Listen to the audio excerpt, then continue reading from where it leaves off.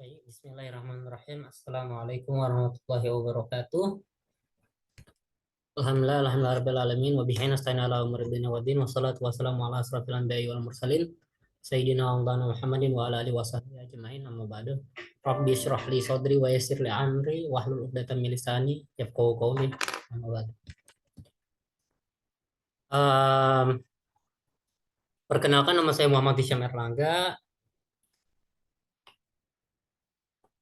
dari kelas 4D PAI. Di sini saya akan mempresentasikan mengenai kepemimpinan perempuan dalam hadis untuk memenuhi tugas daripada hadis tarbawi. Baik, langsung saja untuk mempersingkat waktu. Sebelum daripada kita masuk kepada pembahasan utama daripada kepemimpinan perempuan dalam hadis, alangkah baiknya kita masuk kepada pembahasan awal, yakni kepemimpinan. Apa yang dimaksud dengan kepemimpinan itu tersendiri?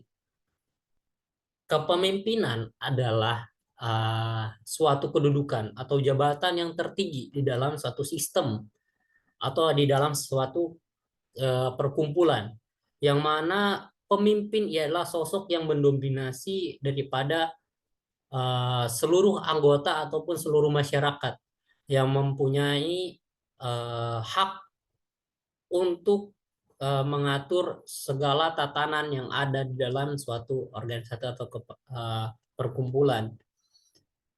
Dari penjelasan tersebut kita mengetahui bahwasanya kepemimpinan ini ialah sosok yang mana sangat berpengaruh dan penting bagi banyak kalangan, dan tidak sembarang orang bisa memenuhi daripada syarat kepemimpinan tersebut.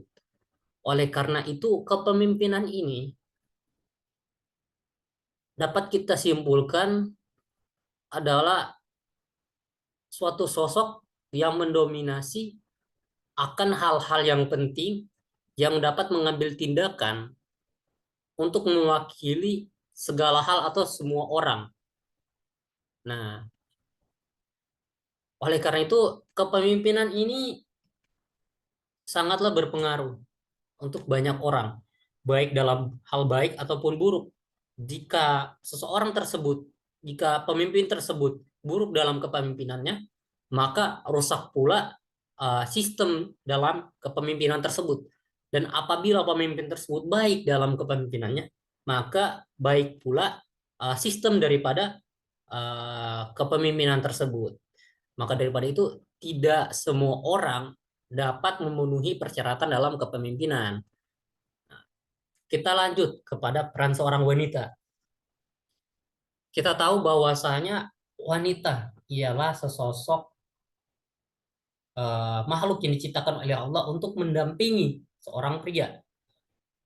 Kita kembali kepada kisah awal daripada terciptanya seorang wanita, yang mana pada saat itu Nabi Adam, setelah terciptanya Nabi Adam ditempatkan di dalam surga, yang mana sampai pada Nabi Adam merasa kesepian. Lalu Allah menciptakanlah Siti Hawa dari tulang rusuk Nabi Adam, lalu terciptalah wanita. Nah, dari cerita tersebut bisa kita ambil bahwasanya peran seorang wanita sebagai pendamping daripada seorang pria. Karena dari awal terciptanya Siti Hawa adalah karena keinginan Nabi Adam agar ada yang menemani Nabi Adam di dalam surga pada saat itu. Kedudukan seorang wanita juga penting, karena tanpa wanita kita tidak bisa ada. Karena wanita juga menjadi sosok ibu yang perkasa yang mengandung kita selama 9 bulan, yang bersusah payah, yang mengajarkan kita dari sejak kecil. Oleh karena itu, derajat daripada wanita bisa terbilang juga tinggi. Bahkan ada sebuah pepatah mengatakan bahwasanya telapak surga berada di bawah telapak kaki ibu. Yang mana di sini bisa kita gambarkan bahwasanya kedudukan seorang wanita sangatlah penting dan tinggi di mata Allah. Berikutnya kita masuk kepada hadis yang memperkaitkan kepemimpinan perempuan.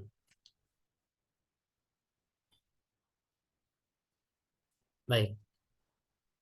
Yang mana hadis tersebut berbunyi, Haddatsana Utsman bin Al-Haytham haddatsana Aufun anil Hasan an Abi Bakrah qala laqad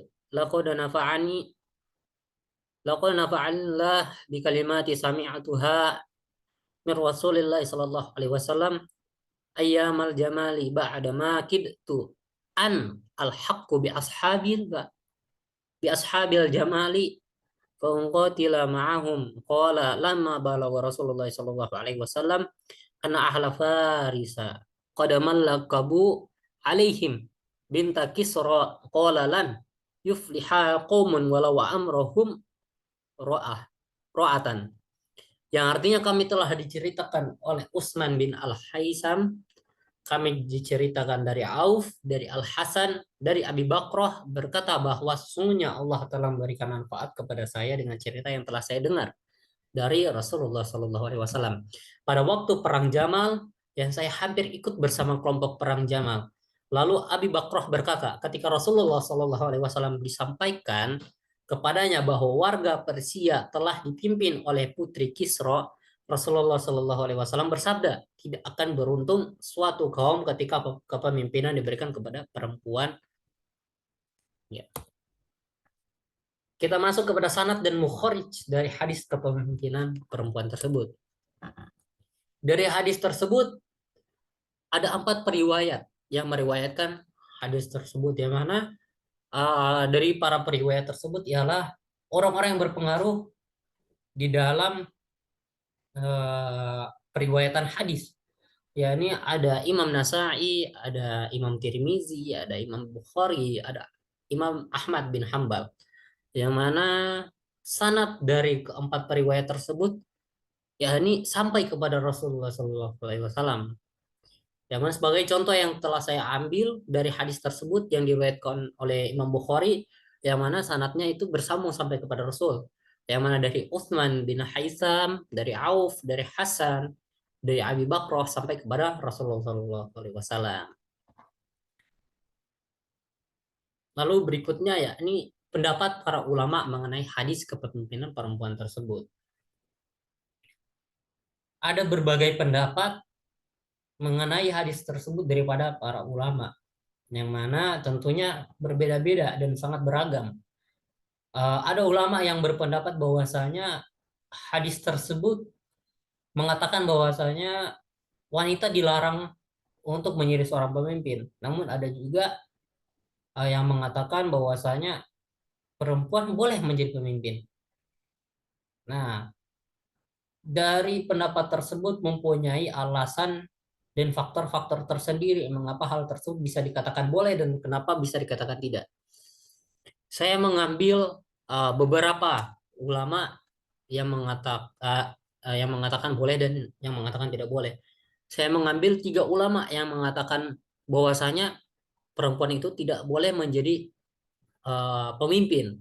Yakni ada Yusuf Al-Qardawi, ada Al-Zamakhsyari, dan ada Al-Razi, yang mana ketiga ulama tersebut berpendapat sama, yakni bahwa perempuan tidak boleh menjadi seorang pemimpin. Ulama-ulama yang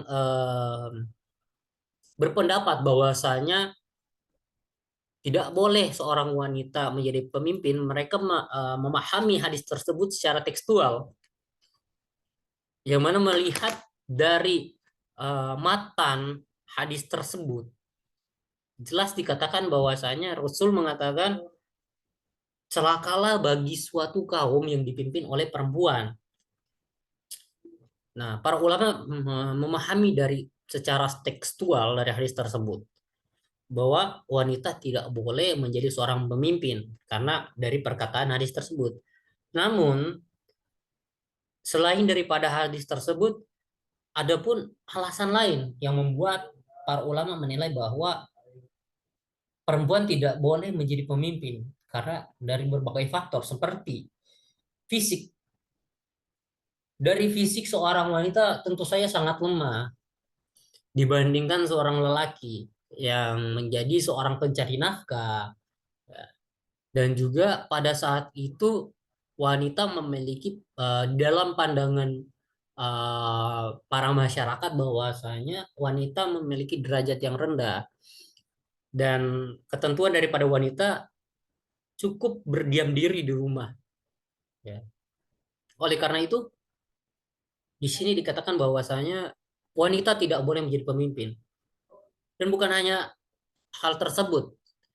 Jikalau seorang wanita menjadi pemimpin, wanita dalam mengambil suatu keputusan masihlah membawa emosional ya dibandingkan seorang lelaki yang tegas karena sifat dari wanita tersebut terkandung di dalam hati seorang wanita yang mana hati tersebut terselimuti dengan lembut, mempunyai sifat keibuan yang dari sana bawaannya ya yang tidak bisa bersifat tegas dan kasar ya, dibandingkan seorang lelaki.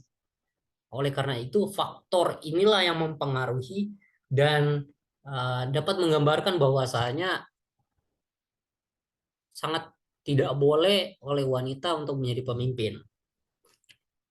Ya, kita juga bisa dapat mengambil ya di zaman era sekarang, yang mana ada di suatu negeri yang bernama Konoha, ya, yang pernah dipimpin oleh wanita yang menyebabkan kerugian besar terhadap negara tersebut karena terbelitnya utang ya bahkan sampai menjual pulau. Hal tersebutlah yang kita bisa gambarkan sebagai contoh bahwasanya buruknya perempuan dalam memimpin.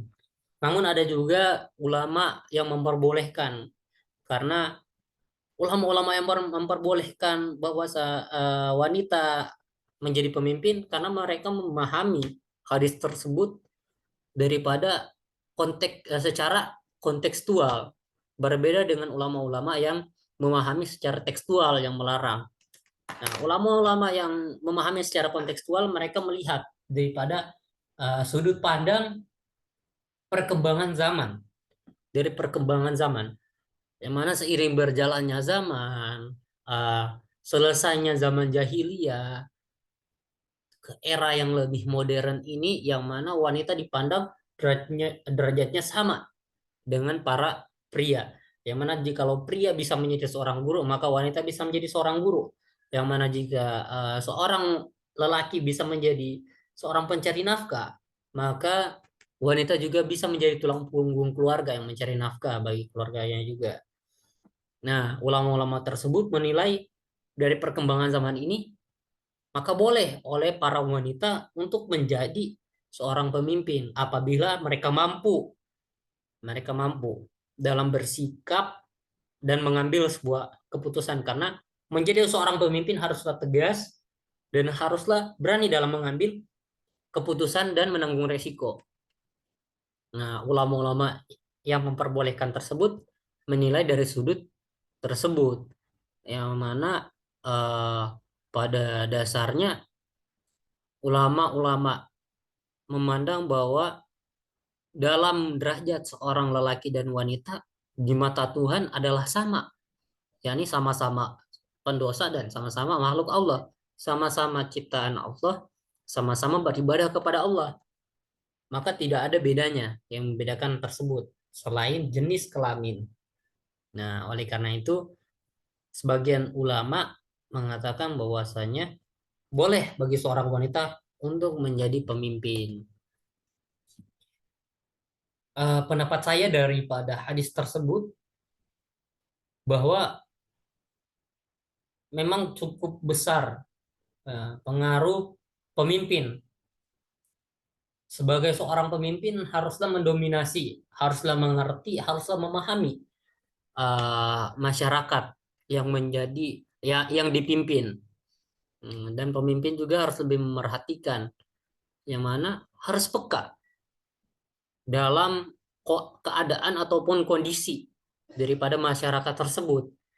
Namun secara alamiahnya wanita ialah makhluk yang cukup susah untuk peka atau mengetahui secara sendirinya atau secara insting keadaan seseorang.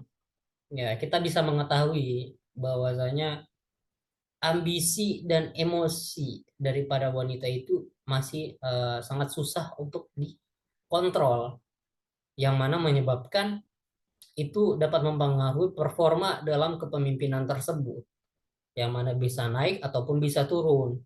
Lain halnya dengan para pria. Namun dari segi kontroversi dari sifat alamiahnya seorang manusia selaku makhluk yang mempunyai nafsu, pria pun lelaki masih bisa terhasut oleh nafsu. Karena setiap manusia pasti akan tergila atau sangat ingin untuk menguasai yang namanya jabatan, tahta, harta, ya. Maka itu adalah sifat alamiahnya manusia.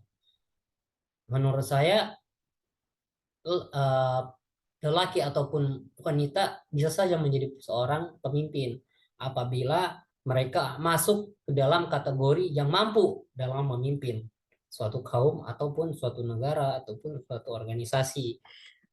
Namun setiap pemimpin harus ingat, maupun itu laki-laki atau perempuan, bahwa tanggung jawab yang besar yang mereka tanggung di dunia maupun akhirat adalah eh, tanggungan bagi masyarakatnya juga. Apabila mereka zolim, maka mereka akan menanggung eh, akibatnya sendiri di dunia ataupun di akhirat. Begitupun juga sebaliknya. Mungkin sekian presentasi dari saya. Mohon maaf kurang lebihnya. Wabillahi taufik walhidayah. Wassalamualaikum warahmatullahi wabarakatuh.